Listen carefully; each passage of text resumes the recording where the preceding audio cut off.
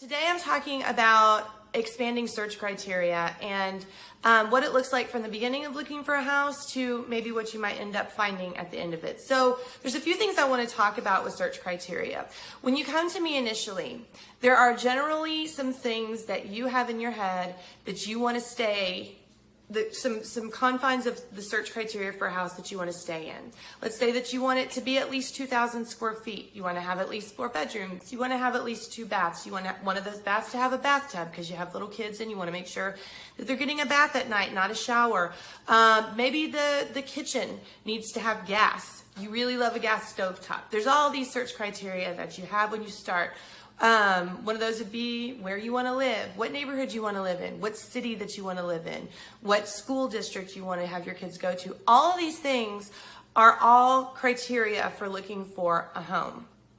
What starts to happen is that when people get discouraged because they haven't found that one house in that one area that's this big, that's, whatever, they'll just start kind of looking at everything and saying, well, I can deal with this, I can deal with that, and there comes a certain point when if your search criteria for that area are just a little bit too narrow, where you're not finding very many that fit that particular type of criteria, then it's probably going to be time for us to talk about changing that criteria just a little bit. Now, I know areas very, very well. I've been doing real estate for 5 years. I've shown houses all over the place. However, I can kind of guide you in the right direction for, let's say that you want a new build. You want something that's going to be built and you want it to be on the north side of Grand Prairie. Well, there's no place for a home really to be built on the north side of Grand Prairie. And if there is, they're very limited. So I can tell you right away, you're not going to find that. We need to figure out another place where you can build. Or do you want to talk about maybe getting a pre-existing home in that area that's a little bit newer and not so old? We can talk about that. And there's things that I know for sure are going to be there and are not going to be there. However, the market is what the market is at that time, and what is available on inventory is going to be different in January as opposed to July, or last year compared to this year, or there's going to be those differences where maybe in January I found a lot of houses that had gas in this particular neighborhood, and they all had gas and they all had stovetops, and I found a bazillion. This year, or in September, there's just not as many. For whatever reason, the people that are putting them on the market, they're all electric. So just because, I know the area doesn't always mean that I know exactly what kind of houses are going to be on that market and who's going to actually be selling at that time. So it becomes important to start with the specific things that you really, really want, and let's expand it as we go out, as opposed to let's just look at every single thing in the world and then kind of start from within.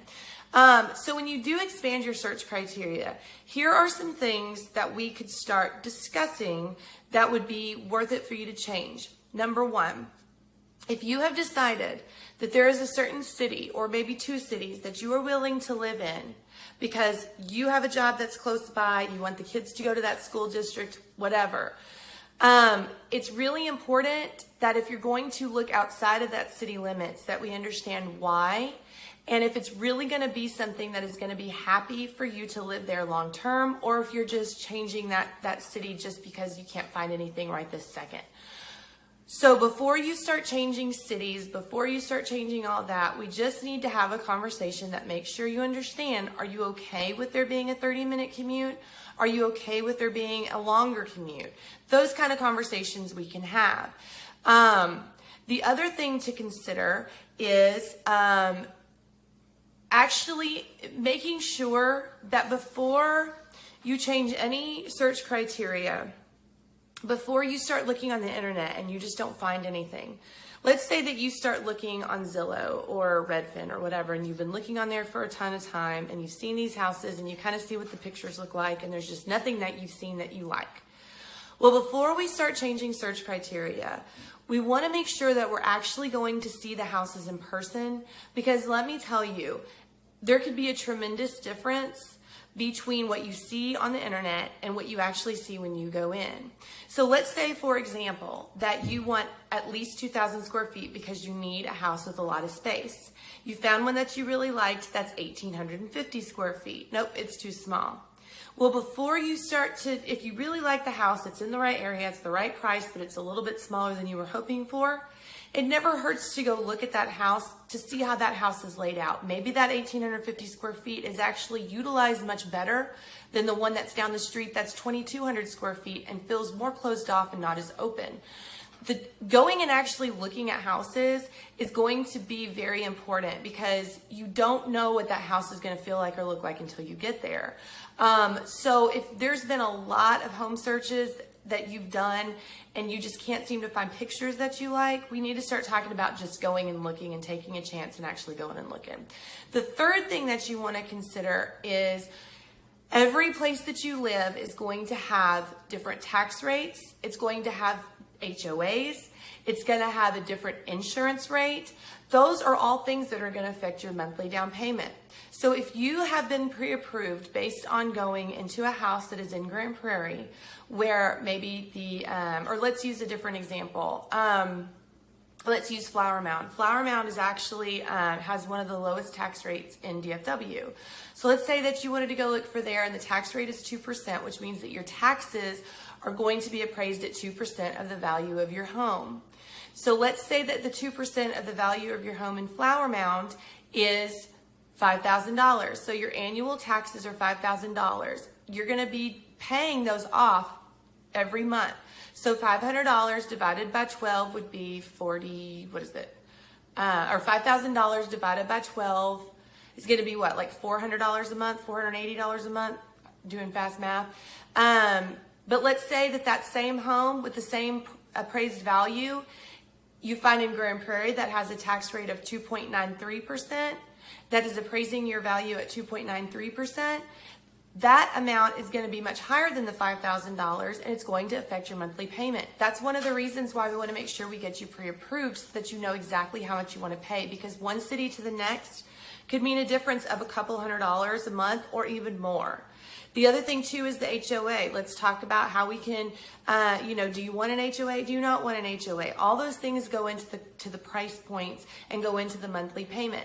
So before you start messing your search criteria up, let's have a conversation about it and kind of see why you're wanting to change what you originally liked and what you originally needed in a house so that we can kind of move forward in a better way. The other thing I don't want you to do is start reacting out of desperation.